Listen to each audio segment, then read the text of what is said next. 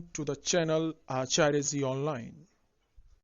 Please subscribe the channel and press the bell icon. नमस्कार भैया बहनों, हिंदी की इस कक्षा में आपका स्वागत है।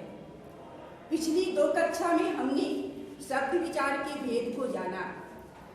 पहला उत्पत्ति के आधार पर और दूसरा बनावट के आधार पर। इस कक्षा में हम लोग रूपांतर के आधार पर शब्द भेद को जानेंगे। अब आपके मन में यह प्रश्न आ रहा होगा कि भाई शब्द के रूप में अंतर कैसे आता है? हम लोग तो पाउडर लगाकर हेयर स्टाइल बनाकर अपने रूप में अंतर कर लेते हैं, होता है ना ऐसा? तो शब्दों के रूप में भी अंतर होता है। अब यह रूप में अंतर कैसे होता है? तो यह रूप में अंतर लिंग, वचन और कारक के अनुसार होता है। तो इस आधार पर रूप में अंतर के आधार पर शब्द के 2 भेद बताए गए हैं। पहला विकारी और दूसरा अविकारी। विकारी यानी जिसके रूप में अंतर हो और अविकारी जिसके रूप में अंतर नहीं हो।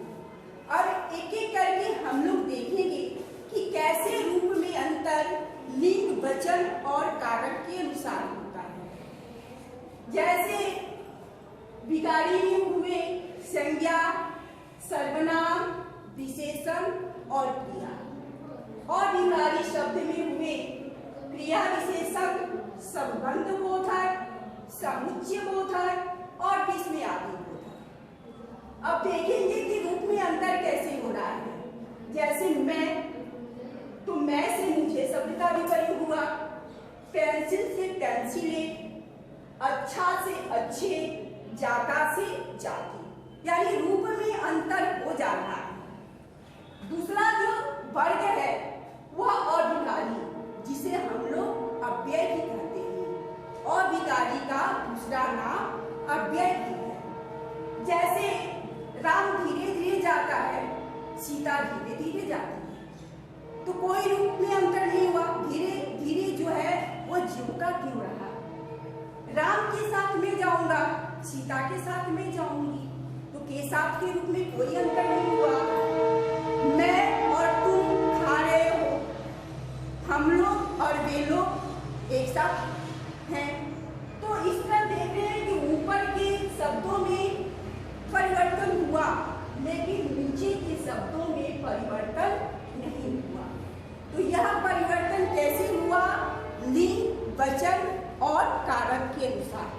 अब हम लोग एक एक करके देखेंगे कि विकारी शब्दों में संज्ञा, सर्वनाम, विशेषण और क्रिया के रूप में अंतर लिंग, वचन और कारक के अनुसार कैसे होता है।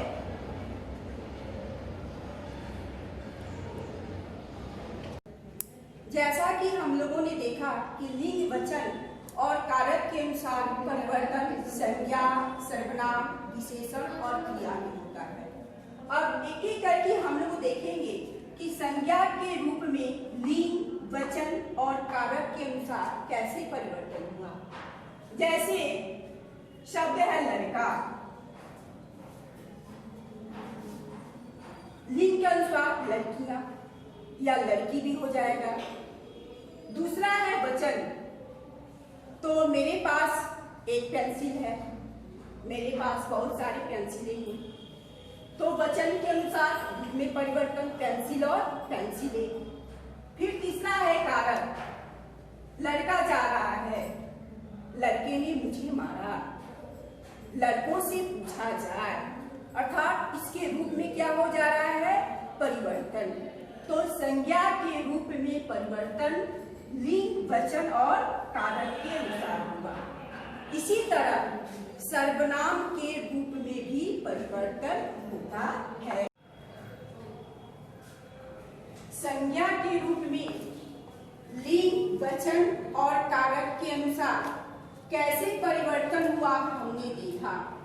अब हम देखेंगे कि विकारी शब्द सर्वनाम में लिंग, वचन और कारक के अनुसार कैसे परिवर्तन होता है।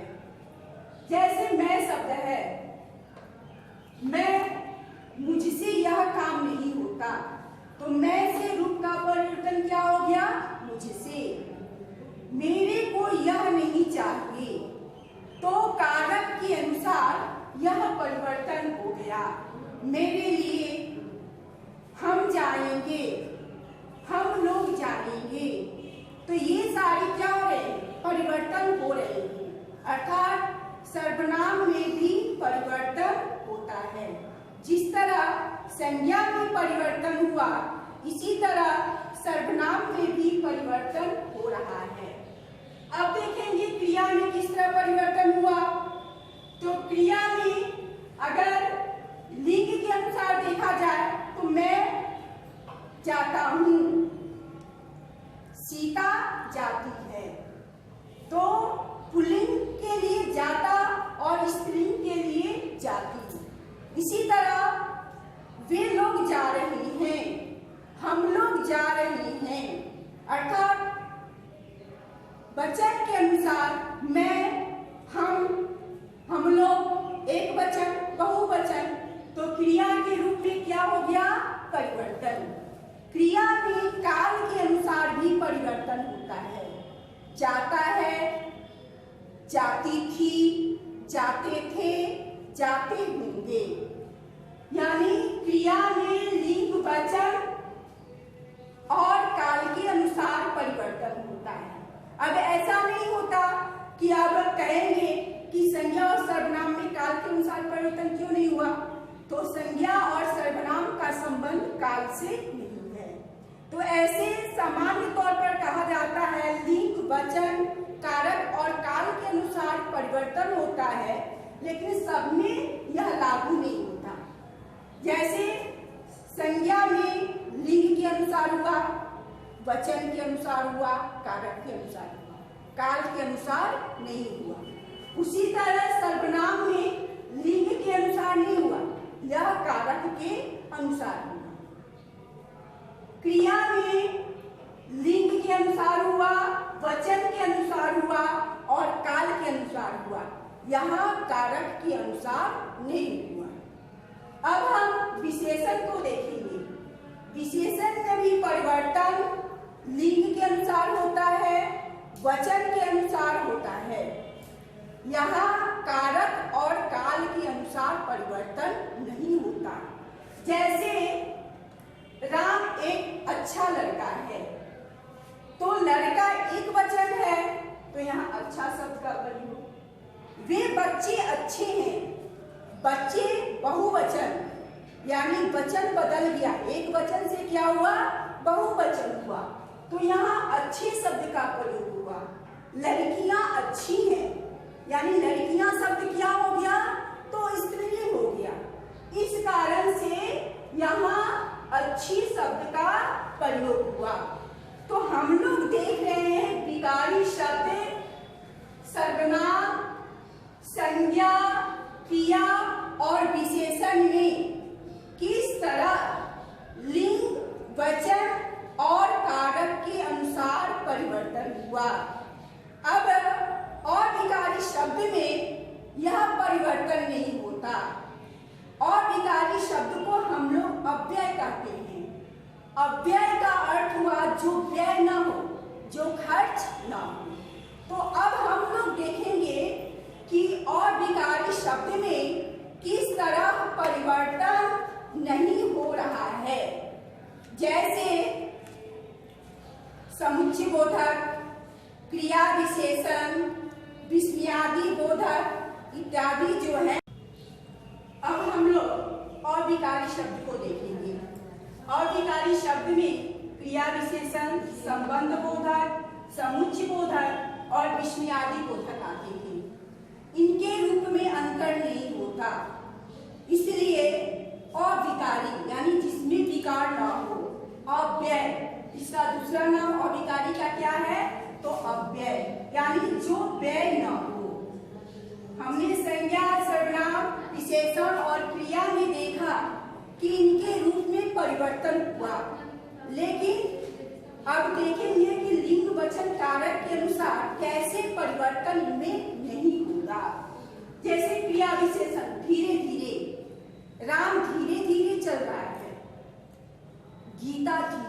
चल रही है। अर्थात इस धीरे धीरे के रूप में कोई भी अंतर नहीं आया लिंग के अनुसार। अब वचन के अनुसार देखेंगे, लड़का धीरे धीरे चल रहा है, लड़के धीरे धीरे चल रहे हैं, अर्थात इसके रूप में कोई अंतर नहीं आया।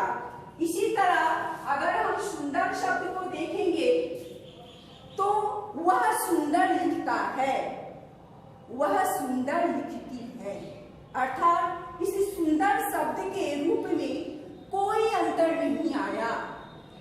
वह अच्छा गाता है, वह अच्छा गाती है, अर्थात इस अच्छा शब्द में क्रिया विशेषण है। क्रिया विशेषण उसे कहते हैं जो क्रिया की विशेषता बताता है।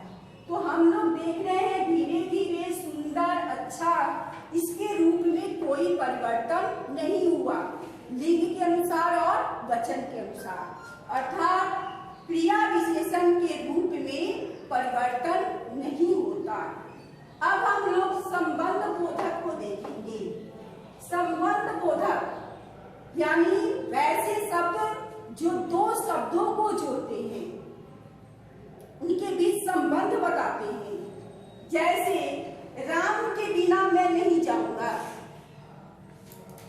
और सीता के बिना मैं नहीं जाऊंगी, अर्थात राम जाऊंगा पुल्लिंग है, सीता और जाऊंगी स्त्रीलिंग है, लेकिन इसके बिना के रूप में कोई भी अंतर नहीं आया।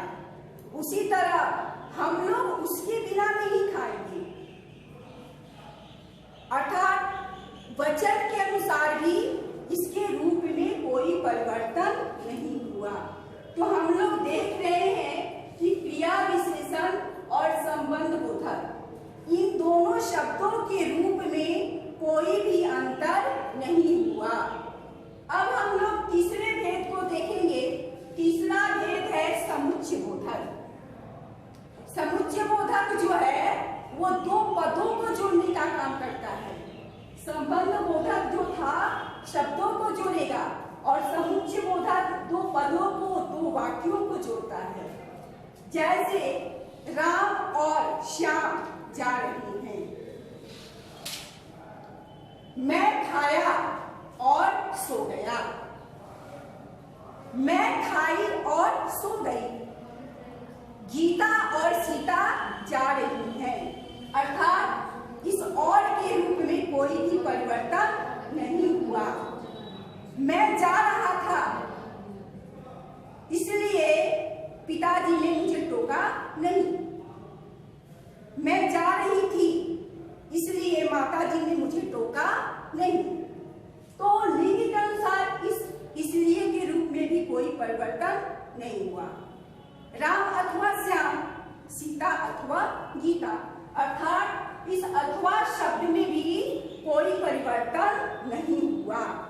तो इस तरह हम लोग देख रहे हैं कि क्रिया विशेषण, संबंध बोधक और समुच्चय बोधक के रूप में कोई भी परिवर्तन नहीं हुआ। अब हम लोग विस्मयादि बोधक देखेंगे। विस्मयादि बोधक वैसे शब्द हैं जो हमारे भाव को व्यक्त करते हैं,